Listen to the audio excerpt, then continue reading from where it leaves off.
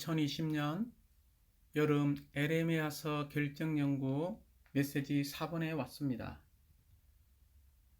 메시지 4번의 제목은 하나님의 말씀, 음식인 신성한 공급입니다. 이 제목은 에레미야 15장 16절 이 한 구절을 근거로 이 놀라운 결정연구의 한 메시지가 나왔음을 찬양합니다. 메시지 4번의 제목에 있는 것처럼 우리는 세 가지의 이 단어를 우리는 주의할 필요가 있습니다. 첫 번째는 말씀, 두 번째는 음식, 세 번째는 공급입니다. 하나님의 말씀은 영적인 믿는 이들의 음식으로서 우리의 생명 공급이라는 것입니다. 그러므로 우리는 우리의 참된 영적인 음식인 하나님의 말씀을 먹는 것을 배워야 합니다. 우리의 영을 사용하여 우리의 생명 공급인 영적인 양식인 이 말씀을 기도로 읽을 필요가 있습니다. 주님의 회복은 먹는 것의 회복입니다. 특별히 에레미야서 15장 16절은 이렇게 말합니다. 주님의 말씀을 발견하고 제가 그것을 먹었더니 주님의 말씀이 제게 마음의 즐거움과 기쁨이 되었습니다.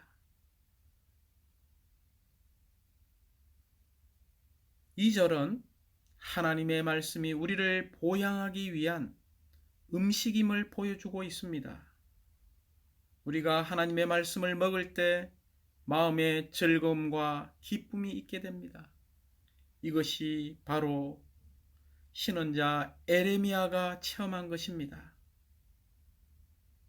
에레미야가 다른 신원자보다 더욱 많은 고통과 고난과 핍박을 당했지만 하나님의 말씀을 발견하고 그가 그것을 먹고서 그의 마음에 즐거움과 기쁨이 있게 되었습니다.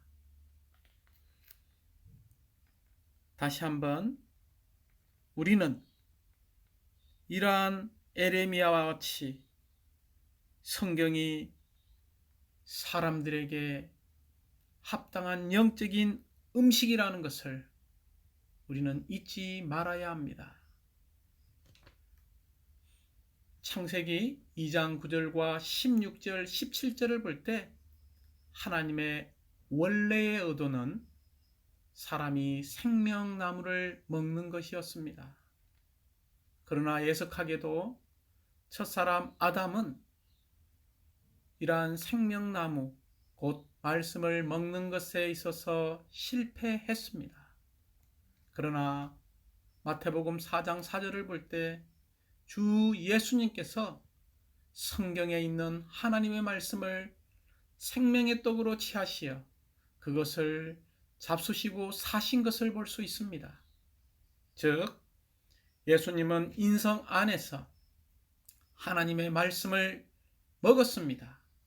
그러므로 둘째 사람인 예수님은 하나님의 말씀을 먹는 것에 있어서 생명나무를 먹는 것에 있어서 신실한 것을 볼 수 있습니다.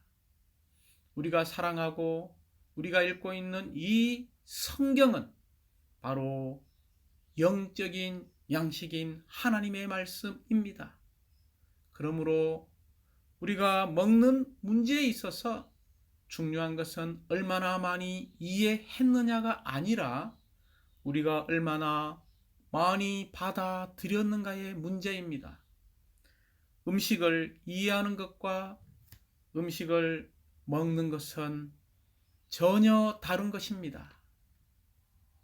그러므로 주 예수님은 요한복음 6장 57절에서 내가 생명의 떡이니 나를 먹는 그 사람도 나로 말미암아 살 것입니다 라고 말씀하셨습니다. 이러한 주님은 우리가 먹을 수 있는 분이시며 또한 그분의 갈망은 우리가 그분을 먹기를 원하고 있습니다. 특별히 우리의 교회 생활 가운데서, 우리의 그리스도인의 생활 가운데서 우리의 생명의 떡이시요 하늘에서 내려온 살아있는 떡, 우리의 생명 공급이신 이 그리스도를 누리는 것이 가장 중요한 일이 될 필요가 있습니다. 메시지 4번은 로마 숫자가 3번까지 있습니다. 로마 숫자 1번은 하나님의 말씀을 먹는 것에 관한 놀라운 계시를 우리에게 보여주고 있습니다. 에레미야서 15장 16절 상반절은 주님의 말씀을 발견하고 제가 그것을 먹었더니라고 말하고 있습니다. 이것은 하나님의 말씀인 이 성경이 사람에게 무엇인가를 분명하게 계시해주고 있고 보여주고 있습니다. 다시 말하면 하나님의 말씀을 이 먹는 것은 하나님의 마음속 안에 있는 깊은 갈망이요, 이 하나님의 말씀을 먹는 것은 하나님의 경륜의 핵심 사상입니다. 심지어 하나님의 말씀을 먹는 것은 하나님의 경륜의 가장 중심적인 부분이라고 말할 수 있습니다. 이러한 먹는 문제는 에스겔서 3장 1절부터 3절까지 해서 하나님은 에스겔에게 두루마리를 먹은 후 가서 신원하라고 말씀하셨습니다. 또한 요한계시록 10장 8절부터 11절까지 해서 그리스도는 요한에게 하나님의 경륜의 두루마리를 가져다가 삼키라고 말씀하셨습니다. 그러므로 하나님의 말씀을 먹는 문제는 성경에서 분명하게 계시되어 있습니다. 노마자 2번은 우리가 이러한 하나님의 말씀을 먹는다면 하나의 결과, 하나의 효과가 있는데 외적으로는 우리 안에 즐거움이 가득할 것이고 내적으로는 우리 안에서 기쁨이 충만할 것이라는 것입니다. 그러므로 예레미야 15장 16절 하반절에서 주님의 말씀이 제게 마음의 즐거움과 기쁨이 되었습니다 라고 말하고 있습니다. 우리가 이러한 말씀을 찾아서 발견하고 이러한 말씀을 먹는다면 우리 안에 기쁨이 가득할 것이고 우리 밖으로는 하나의 외적인 표현, 외적인 전신, 즐거움이 가득하게 될 것입니다. 이러한 놀라운 말씀을 먹고 우리가 즐거워하며 기뻐하기 위해서는 노마자 3번에서 우리는 훈련하고 이러한 말씀을 신약 안에서 적용할 필요가 있다는 것입니다.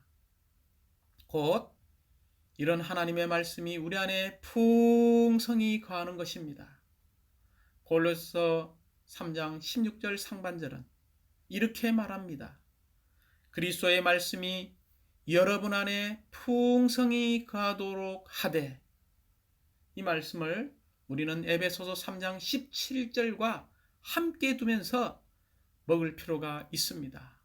그리스도의 말씀이 우리 안에 풍성히 거하는 것은 바로 그리스도께서 우리 마음 안에 거처를 정하는 것, 거주를 정하는 것을 말하고 있습니다. 그러므로 우리는 노마자 1번, 2번, 3번을 매일 이러한 방식으로 말하고 조성하고 누리기 원합니다.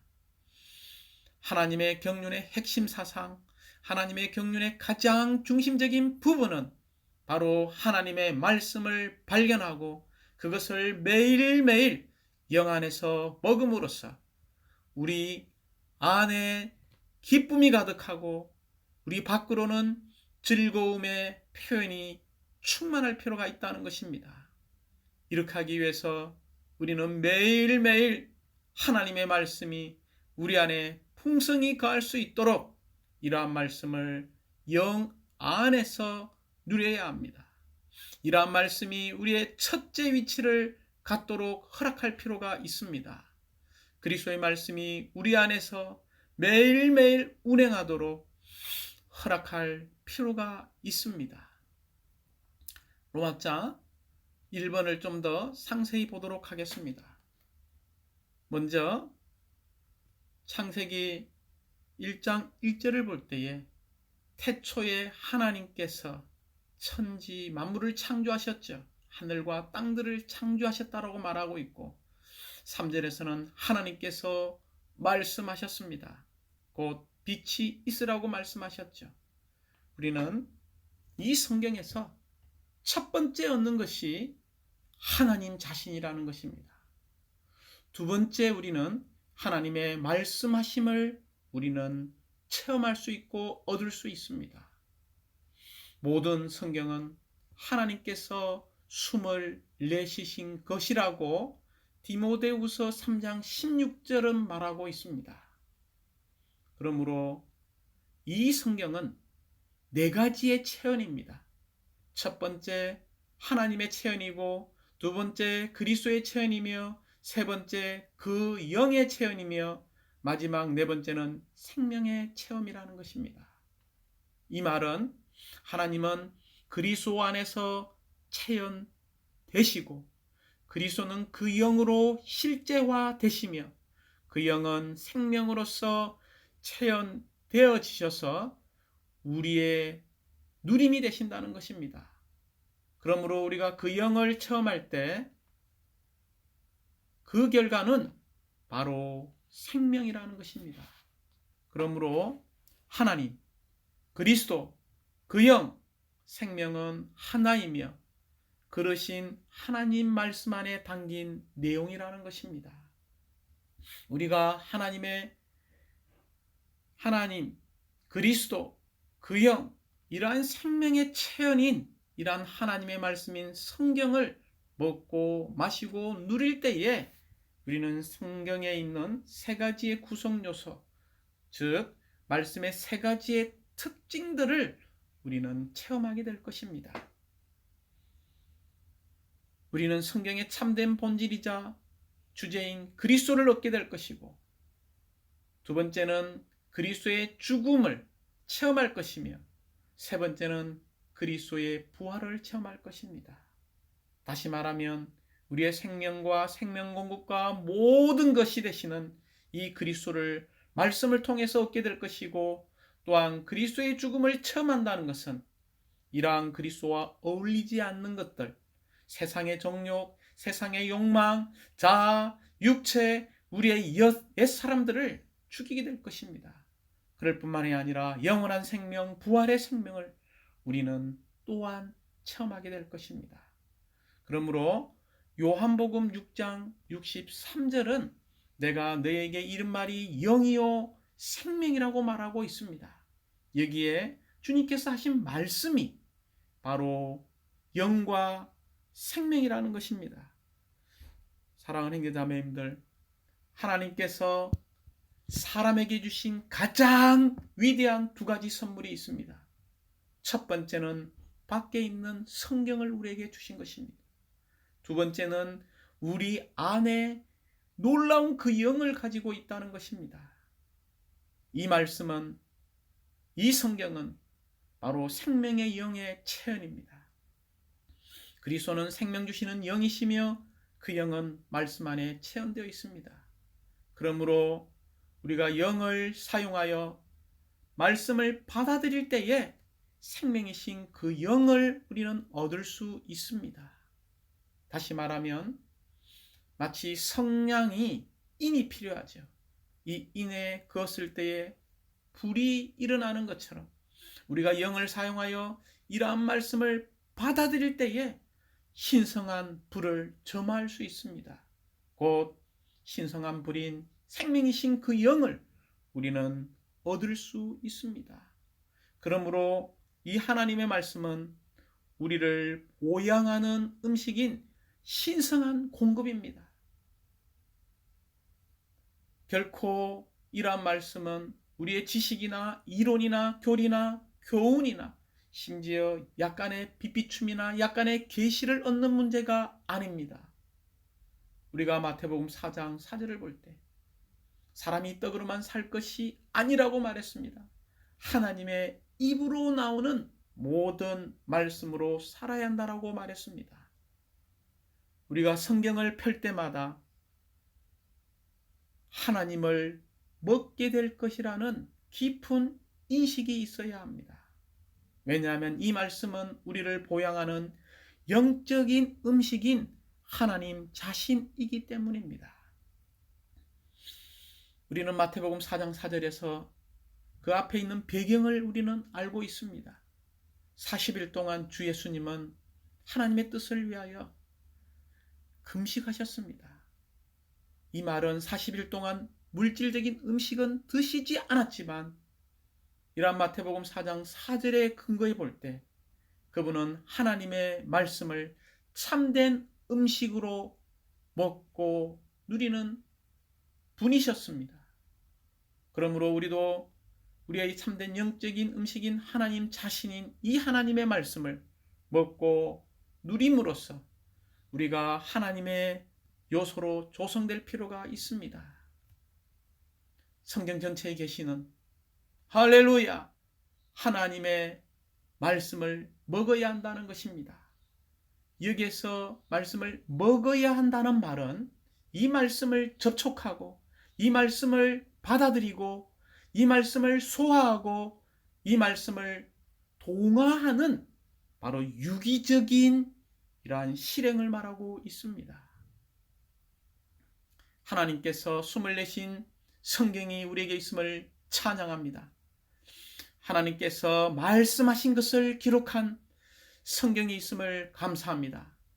이러한 성경을 읽을 때마다 우리는 생명을 위해 주님께 나아가야 하고 그리스도 자신인 생명의 떡, 곧 영적 음식인 하나님의 말씀을 우리의 영 안에서 기도로 먹고 소화하고 동화하고 조성되어져서 우리는 말씀과 하나 되는 생활, 말씀과 연합되는 생활, 말씀을 살아내는 생활, 심지어 이 말씀이 우리 안에 풍성히 거하는 생활을 살아낼 필요가 있습니다.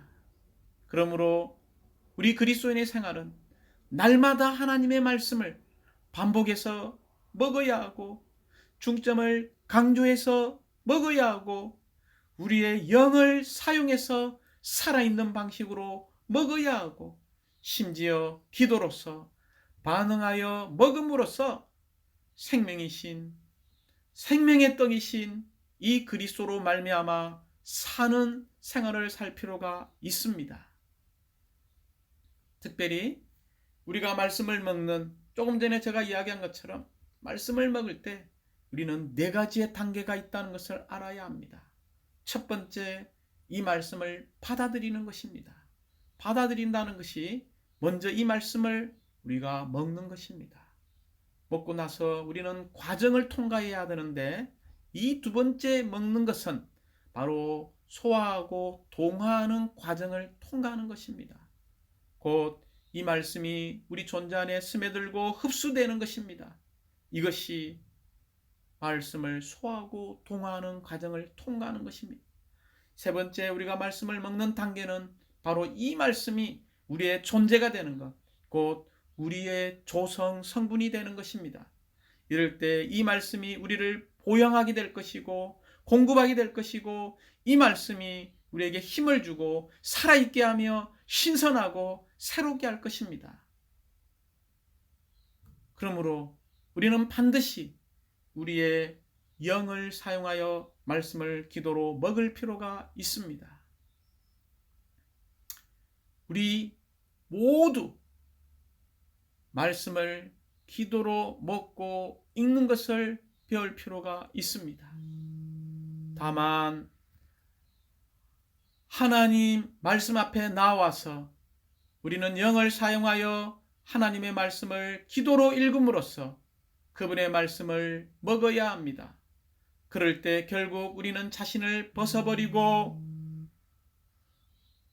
주 예수님 벗어버리고 주 예수님 기도로서 그 말씀을 먹을 때에 그리스도로 충만해지며 성령으로 적셔질 것입니다. 결국 우리는 신격에서는 아니지만 생명과 본성에서 하나님이 될 것입니다. 이제 로마자 2번에 왔습니다. 로마자 2번은 우리가 이 말씀을 먹을 때에 하나의 효과가 있고 하나의 결과가 있다는 것을 보여주고 있습니다. 그것은 바로 말씀을 먹으면 먹을수록 우리 안에 외적인 표현인 즐거움이 가득할 것이고 내적으로는 우리 안에서 기쁨이 충만할 것입니다. 이 말씀을 매일 먹음으로 즐거움과 기쁨이 충만하기 원합니다. 주님의 기쁨이 우리의 기쁨이 되어야 합니다. 우리 하나님은 기쁨의 하나님으로서 그분을 누리기를 원하고 있습니다. 로마서 14장 17절을 볼 때에 이러한 기쁨은 성령 안에 있는 기쁨이라고 말하고 있습니다. 이 기쁨은 그 영과 연관되고 또한 이 기쁨은 그 영의 속성인 것을 잊지 마십시오. 갈라디아서 5장 22절에서는 이 기쁨이 또한 그 영의 열매인 것을 우리에게 보여주고 있습니다. 사도행전 16장 25절을 보십시오. 그들은 그 영 안에 있을 때 기뻐서 주님께 노래하며 큰 소리로 찬양했습니다. 심지어 베드로 전서 1장 8절에서는 말할 수 없는 기쁨과 영광이 가득 찬 기쁨으로 즐거워한 것을 볼 수 있습니다. 우리는 즐거움과 기쁨이 가득한 하나님의 백성들이라는 것입니다.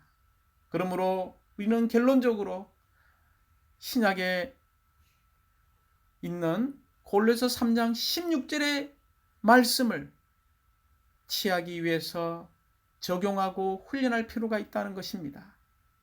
하나님의 말씀이 우리 안에 매일 풍성히 거할 필요가 있습니다.